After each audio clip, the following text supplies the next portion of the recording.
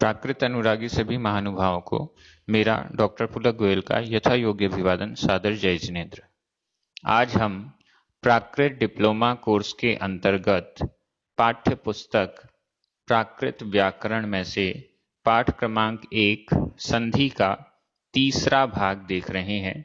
इस तीसरे भाग में आप अनुस्वार विधान, अनुस्वार आगम और संबंधित बिंदुओं के बारे में सीखेंगे। आज का पाठ भी बहुत सरल है। पिछले 2 वीडियोस में आपने संधि के जो नियम सीखे हैं उसके नोट्स भी आपने कॉपी में बनाए होंगे और उसका जो अभ्यास होमवर्क आपको दिया गया था उसको करने का भी आपने प्रयास निश्चित रूप से किया होगा। चलिए आज का पाठ प्रारंभ करते हैं। पॉइंट नंबर 6 अनुस्वार विधान। यह भी हेमचंद्र प्राकृत व्याकरण के नियमों के अनुसार है। अनुस्वार विधान। अनुस्वार आप समझते होंगे संधियों में अनुस्वार का बड़ा महत्व है, क्योंकि प्राकृत की संधियां हैं तो इसमें कई स्थानों पर कई बार अनुस्वार आ जाता है अपने आप, कई बार अनुस्वार का लोप हो जाता है। तो ये क्या नियम है इसके, उनको जानना समझना बेहद जरूरी है। 6 नंबर अनुस्वार विधान।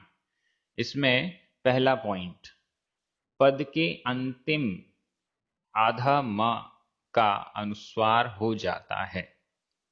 पद के अंतिम, जैसे जलम, आधा म यहां दिखाया गया है, लेकिन मैंने आपको पिछले वीडियो में भी बताया था प्राकृत में कोई भी शब्द, कोई भी पद आधे अक्षर के साथ में नहीं होता है, तो वो उसके स्थान पर आधे म के स्थान पर स्वर अनुस्वार हो जाता है। तो जैसे जलम आधा म है यहां पर, उसके स्थान पर आधे म की जगह अनुस्वार हो गया जलम। फलम आधे म के स्थान पर अनुस्वार हो गया फलम। आपको हमेशा याद रखना है, जब भी प्राकृत भाषा का ग्रंथ आप पढ़ रहे हैं या प्राकृत में लिखने का प्रयास कर रहे हैं तो आधा अक्षर अंत में नहीं मिलेगा आपको। दूसरा पॉइंट, यदि पद के अंतिम आधा म के पश्चात स्वर आवे तो उसका विकल्प से अनुस्वार होता है।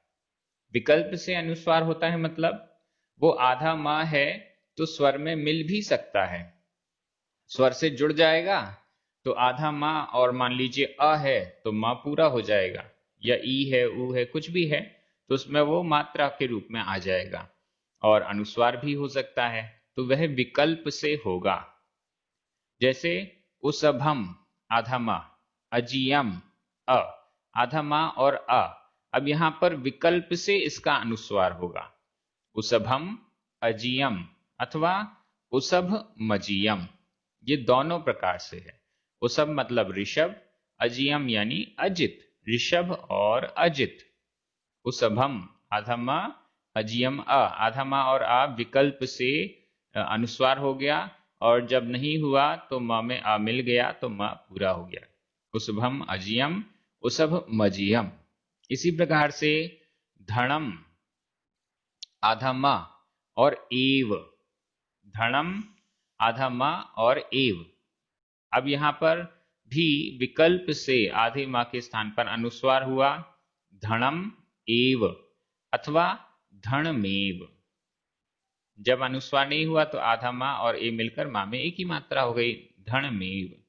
ऐसा हमें समझना चाहिए, धन ही। ये रूल्स समझने में तो सरल हैं, लेकिन आपको याद रहें इसके लिए आपको नोट्स जरूर बना लेना चाहिए अपनी कॉपी में। शॉर्ट नोट्स होते हैं, छोटे छोटे आपने नोट्स बना लिए और वो आपको कभी भी रिवाइज करना है, याद करना है तो उसमें आपको सहायता मिलेगी। तीसरा पॉइंट, ये तीसरा पॉइंट भी महत्वपूर्ण है। अंगा, इया, ण तथा न, यहां सबके नीचे हलंत लगा हुआ है क्योंकि हिंदी माध्यम से यहां पर आपको बताया जा रहा है। आधा ग, इया, ण और न, ये जो अंतिम स्वर्ण है, आधे माह की चर्चा तो हो गई है। अब इसके बाद बाकी जो कवर्ण का अंतिम पांचवा अक्षर, च वर्ग का, ट वर्ग का, ठ वर्ग का, इस टाइप से क, च, ट, त और प वर्ग के जो अंतिम अंतिम वर्ण हैं, प वर्ग का अंतिम वर्ण तो मां है, तो उसकी चर्चा ऊपर दो बिंदुओं में हो गई। अब क, च, ट, त इन वर्गों के जो अंतिम हैं, अंगा, आधा, इया, णा और न, इनके बाद व्यंजन आने पर, अगर इनके बाद व्यंजन आ रहा है तो क्या होगा, इनके बाद व्यंजन आने पर इन व्यंजनों का अनुस्वार हो जाता है, तो फिर इनका अनुस्वार हो जाएगा। अगर व्यंजन आया तो इनको अनुस्वार के रूप में कर दिया जाएगा। जैसे शंख, अब शंख में अंगा है और ख है, तो जो अंगा है वो बिंदी में बदल गया। ये जो अंगा, इया, णा, न है, अगर ये आधे हैं तो, अब णा और न ये पूरे भी होते हैं, अगर पूरे हैं तो कोई बात नहीं है, लेकिन अगर आधे हैं, इनमें कोई स्वर नहीं जुड़ा हुआ है, तो फिर इनकी बिंदी अनुस्वार हो जाएगा। और इया और अंगा ये जो हैं, ये तो प्राकृत में हमेशा आधे ही उपयोग में आते हैं, पूरे तो उपयोग में नहीं आते हैं। शंख, अंगा और ख, आधा अंगा और ख, तो इसकी जगह बिंदी हो गई शंख। ये पुल्लिंग का शब्द है, इसका अर्थ हुआ शंख। ऐसे ही कंचुआ, कंचुआ, इया, आधा इया, च, तो इसकी भी अनुस्वार हो गया कंचुअ। सांप की केंचुली, ये भी पुल्लिंग का शब्द है। उत्कंठा, उत्कंठा स्त्रीलिंग का शब्द है, इसमें आधा ण आया है, तो वह अनुस्वार के रूप में बदल गया, उत्कंठा। प्रबल इच्छा स्त्रीलिंग का शब्द है। अंतर, अंतर इसमें भी आधा ना और ता, तो यह भी बिंदी में अनुस्वार के रूप में बदल गया है, अंतर नपुंसकलिंग, भीतर का। तो ये आपको समझना है। इसके बाद चौथे नंबर पर पॉइंट है जो इसके ही विकल्प को हमें बता रहा है। अनुस्वार के पश्चात, अनुस्वार के पश्चात कवर्ग, चवर्ग, टवर्ग, तवर्ग और पवर्ग के अक्षर होने से क्रम से अनुस्वार को अंगा, इया, णा, न और म विकल्प से होता है। अब ये वाला जो रूल है, इसके ऊपर वाले रूल ने इन अंगा, इया, णा और न को अनुस्वार में बदला था, और ये वाला रूल उस अनुस्वार को वापस अंगा, इया, णा और न और म में बदल रहा है। तो इससे इसका तात्पर्य यह है कि दोनों प्रकार से हो सकता है। आप अनुस्वार के रूप में प्रयोग करना चाहें तो अनुस्वार के रूप में करें, और अनुस्वार के रूप में प्रयोग नहीं करना चाहते हैं तो ये अंगा, इया, णा, न, म इनमें भी हम लगाकर बनाकर उपयोग कर सकते हैं। कई लोग पूछते हैं कि उच्चारण कैसा होगा। जहां भी अनुस्वार है, अनुस्वार का अक्सर आधे म के रूप में उच्चारण होता है, लेकिन जैसे मैंने आपको बताया अंतर, अंतर में आधे न के रूप में उच्चारण आ रहा है। अंतर तो नहीं बोला गया है ना, आपको समझ में आ रहा है। फलम, जलम इसमें तो आधे माँ के रूप में हुआ। उसभम, अजियम, धनम सब में आधे माँ के रूप में हुआ। लेकिन यहाँ अंतर, अंतर तो यहाँ एक अनुस्वार तो आधे ना के रूप में है, और इसी में हम लास्ट में अनुस्वार लगा दें अंतरम, तो रा के ऊपर जो अनुस्वार है उसका माँ के रूप में उच्चारण आता है। तो ये उच्चारण में डिफरेंस क्यों है, उस उच्चारण के डिफरेंस को हम इस रूल से समझ सकते हैं। कैसे समझ सकते हैं? क वर्ग के बाद, क वर्ग के पहले जो अनुस्वार है उसका उच्चारण आधे माँ के रूप में नहीं होगा, अंगा के रूप में होगा। च वर्ग के साथ में जो अनुस्वार, अनुस्वार के बाद अगर च वर्ग है तो उसका उच्चारण इया के रूप में होगा। अनुस्वार के बाद अगर ट वर्ग है तो उसका उच्चारण ण के रूप में होगा। तब अनुस्वार के बाद यदि ता है तो उसका उच्चारण आधे ना के रूप में होगा। और अनुस्वार के बाद प वर्ग है तो उसका उच्चारण आधे मा के रूप में होगा। और अगर अनुस्वार अंत में है तो उसका आधे मा के रूप में ही उच्चारण होता है।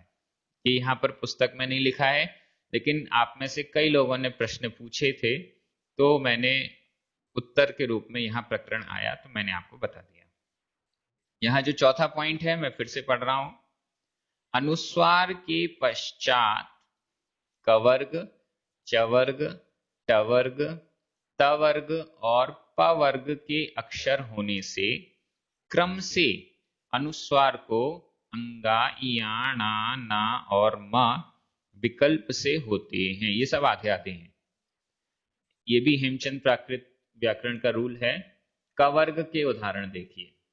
पहला, यहां पर 4 उदाहरण दिए हैं क, ख, ग और घ के। पंक, प में बिंदी प्लस क, तो इसके 2 विकल्प बन गए। प अंगा, उसके नीचे क, अंगा आधा है, पंक, और बिंदी भी लग गई तो पंक।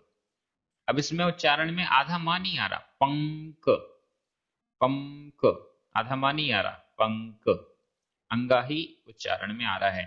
मतलब लिखने में चाहे हम आधा अंगा लिखें या अनुस्वार लगाएं, उच्चारण तो एक ही है, उच्चारण में डिफरेंस नहीं है। लिखने में अनुस्वार लगा देने से थोड़ी सी हमें सहूलियत हो जाती है, इजी हो जाता है, लेकिन उच्चारण तो अंगा का ही आएगा। दूसरा उदाहरण यहां दे रहे हैं ख का। संग, समय अनुस्वार प्लस ख, तो इसके भी 2 विकल्प बनते हैं, स अंगा और ख, संख, और अनुस्वार लगाने पर भी संख, शंख इसका अर्थ हो गया, पुल्लिंग में है। ग का उदाहरण देख लीजिए। अंग प्लस गण, अंगण, अंगण, अंगा के साथ ग और या फिर अनुस्वार के बाद ग, अंगण। नपुंसकलिंग शब्द है आंगन या चौक। घ वाला उदाहरण देखिए। लंग प्लस घण, लंघण, यहां भी अंगा और फिर घ या फिर अंगा के स्थान पर अनुस्वार, लंघण। नपुंसकलिंग में है। लंघण का अर्थ होता है उपवास, कुछ भी नहीं खाना पीना, ये कहलाता है लंघण। च वर्ग में चलते हैं। ये मुझे लगता है ये सब चीजें आपको समझ में आ रही हैं, बहुत आवश्यक है समझना। अगर हम प्राकृत भाषा के ग्रंथों को पढ़ना चाहते हैं, संधियों को समझना बेहद अनिवार्य है। च वर्ग, च वर्ग में च, छ, ज, झ। कंचुअ, कम, क में अनुस्वार फिर चुअ, इसमें च के बाद अंतिम स्वर आता है इया, तो अनुस्वार का इया बन गया कंचुअ, और या फिर अनुस्वार ही रहा कंचुअ। तो यहां पर उच्चारण में इया का उच्चारण आएगा, कंचुअ। ये पुल्लिंग में है, सांप की केंचुली, ये है कंचुअ, सांप की केंचुली। दूसरा है लम प्लस क्षण। अब मैं यहां पर अनुस्वार लगा हुआ है तो मैं लम बोल रहा हूं, लेकिन ये है लन। लेकिन जब अलग अलग रहेगा तो हम लम ही बोलेंगे, क्योंकि ये अंतिम अनुस्वार के रूप में दिखाई दे रहा है, इसलिए। अब इसको जोड़ देंगे तो छ के बाद छ के कारण ये इया हो गया लंछण, लंछण, और इसका अनुस्वार रहेगा भी तो भी लंछण। इसका अर्थ हुआ, ये नपुंसकलिंग का शब्द है, इसका अर्थ हुआ चिन्ह, लांछन भी बोलते हैं, लंछण, चिन्ह। अ में बिंदी, अम, और जीय, अजीय, तो यहां भी अंजीय, अंजीय, इया हो गया, और या फिर अनुस्वार रहा अंजीय, अंजीय। नपुंसकलिंग में है अंजन युक्त, अंजन युक्त, अंजीय। अंजित भी कह सकते हैं, अंजन से युक्त, जिसने अंजन लगाया हुआ है। हिंदी में हम इया का प्रयोग नहीं करते, केवल बिंदी लगा देते हैं, लेकिन प्राकृत में इया का भी प्रयोग किया जा सकता है, बिंदी का भी प्रयोग किया जा सकता है। इसमें अंतिम है सा में बिंदी और प्लस झा हो जाएगा संझा, संझा। यहां भी इया है और संझा अनुस्वार लगाने पर भी, ये स्त्रीलिंग का है, सायंकाल, संझा। ट वर्ग पर आ जाइए। ट वर्ग, ट वर्ग में ट ठ ड ढ और इसका पंचम अक्षर होता है ण, आधा ण यहां पर हो जाएगा कं ट अ, कंट अ, कंट अ। यहां पर आधा ण हो गया, अनुस्वार के स्थान पर आधा ण और फिर अनुस्वार रहे तो कंट अ। ये पुल्लिंग है, इसका अर्थ हुआ कांटा, कंटक। उक, उ प्लस कंठा, उक्क, उक्कंठा। यहां उक्क में बिंदी हो गई और फिर ठा, तो उक्कंठा। अनुस्वार के स्थान पर णा हो गया, आधा णा, उक्कंठा। और अनुस्वार भी रहा तो भी उत्कंठा। ये स्त्रीलिंग में है, प्रबल इच्छा, उत्कंठा जिसे हम कहते हैं, प्रबल इच्छा। कम, कम में बिंदी और ड, कंड, कंड। यहां आधा णा हो गया और अनुस्वार रहा तो भी कंड। नपुंसकलिंग में बाण, बाण को कंड कहते हैं। सा में बिंदी और ड, संड, ढ होना चाहिए यहां पर, क्योंकि ढ का उदाहरण देना है यहां पर। संढ, ढा और संढ, ये पुल्लिंग में है, बैल के लिए कहा जाता है संढ इसको। हाँ जी, अब आ जाइए त वर्ग पर। त वर्ग में त, थ, द, ध और इसका पंचम वर्ण है न, आधा न, तो अन प्लस तर, अंतर। यहां अनुस्वार का आधा ना हो गया, अंतर, और अनुस्वार लगे तो बिंदी हो जाएगी अंतर। नपुंसकलिंग में इसका अर्थ है भीतर, भीतर का, अंदर का। पंथ, प में अनुस्वार और था तो इसका आधा ना भी हो जाएगा पंथ, और अगर बिंदी रहे तो भी पंथ। पुल्लिंग में शब्द है, इसका अर्थ है मार्ग, रास्ता। चंद, च में बिंदी और द, तो इसमें भी आधा ना आ जाता है चंद, या फिर च में बिंदी, चंद। ये पुल्लिंग का है, चंद्रमा। बन प्लस धव, बंधव, बंधव, आधा ना हो गया और अनुस्वार है तो भी बंधव। ये पुल्लिंग में है, बंधु, इस अर्थ में। ये सब आपको समझ में आ रहे होंगे। जब आप हिंदी में लिखते हैं तो चंद लिखते समय आधा ना का प्रयोग भी करते हैं कभी कभी, और बिंदी का भी प्रयोग करते हैं। कुछ वर्ण जो है प्राकृत से अभ्रंश और अभ्रंश से हिंदी में आते आते लेखन में कई बार आधा ना तो हमें मिलता है, लेकिन आधा णा बहुत मुश्किल हो चुका है। अंगा, आधा अंगा, ये भी लोग नहीं लिखते हैं। इया, आधा इया भी लिखना काफी बंद हो चुका है। आधा न और आधा म ये लिखा जाता है, शेष में तो हिंदी में अनुस्वार लगा ही दिया जाता है, ऐसा हम समझ सकते हैं। अगला यहां पर है पवर्ग, प फ ब भ, कम प्लस प, कंप। अब यहां पर आधा मा हो जाएगा, या अनुस्वार भी लगा है तो भी कंप। ये पुल्लिंग में है, चलन, हलन चलन, कांपना। वम प्लस फई, वमफई, आधा मा हो गया, या फिर अनुस्वार है तो वमफई। चाहता है वर्तमान काल का ये क्रिया रूप है। कलंब, कलम प्लस ब, कलंब, आधा मा हो गया या अनुसार भी रह गया तो कलंब, कलंब। पुल्लिंग में है कदम्ब वृक्ष, कदम्ब के वृक्ष को कलंब कहा गया। आरम प्लस भ, आधा मा हो गया तो आरंभ, और अनुस्वार है तो भी आरंभ। ये पुल्लिंग में है, शुरुआत, आरंभ करना। इस प्रकार से ये अनुस्वार का विधान कहाँ कहाँ होता है और कहाँ कहाँ उनके स्थान पर अंतिम पांचवा वर्ण हो जाता है, ये आपने इन संधि के नियमों से देखा। अगला पॉइंट है 6.1, अनुस्वार आगम। कहां कहां पर ऑटोमेटिक अनुस्वार का आगम हो जाता है। प्राकृत में ये अनेक स्थलों में होता है। कभी प्रथम अक्षर में अनुस्वार का आगम हो जाता है, कभी द्वितीय स्वर में हो जाता है, कभी अंतिम स्वर में हो जाता है। तो यहाँ पर कुछ उदाहरण दिए गए हैं, शेष उदाहरण आपको शास्त्रों में मिलेंगे।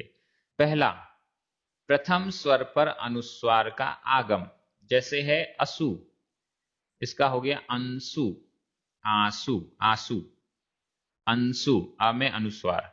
दसण, दसण, दंसण, दांत से काटना, तो द पर अनुस्वार, ये प्रथम स्वर पर अनुस्वार, इसके उदाहरण दिए गए हैं, अंसु और दंसण।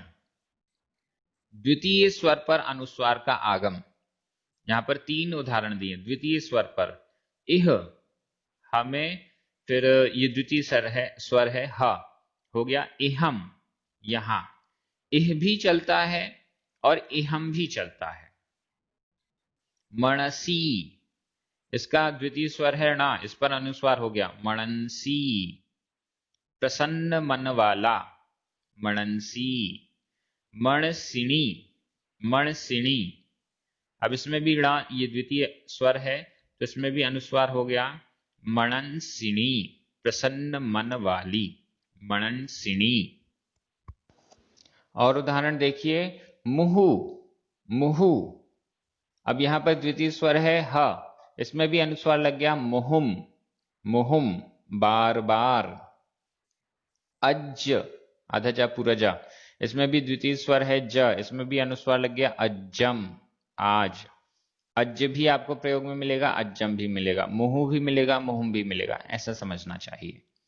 तीसरा, तृतीय स्वर पर अनुस्वार का आगम, तृतीय स्वर उवरी, अब यहां पर र, ये तृतीय स्वर है, इसमें अनुस्वार का आगम हुआ उवरिम, र में अनुस्वार लग गया उवरिम, ऊपर। और फिर अयमुत्तयम, अयमुत्तयम, यहां पर तीसरा स्वर है म, इस पर अनुस्वार लग गया अयमुम्तयम, अयमुम्तयम, अयमुम्तयम, ऐसा एक प्रकार की लता, एक प्रकार की लता है अयमुम्तयम।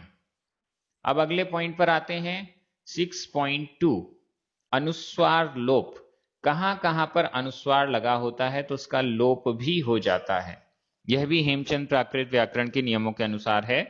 पहला, प्रथम स्वर पर अनुस्वार का लोप, द्वितीय स्वर पर भी अनुस्वार का लोप, तृतीय स्वर पर भी अनुस्वार का लोप। इसके उदाहरण आपको दिए जा रहे हैं।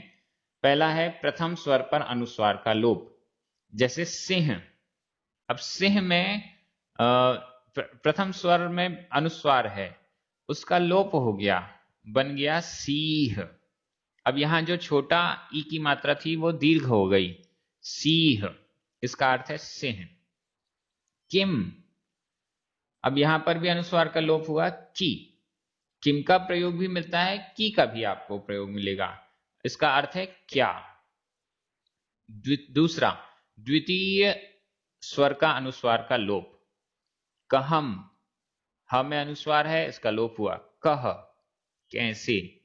ईसिम, ईसिम, ईसी, ईसिम था, द्वितीय स्वर पर अनुस्वार, उसका लोप हुआ ईसी, थोड़ा।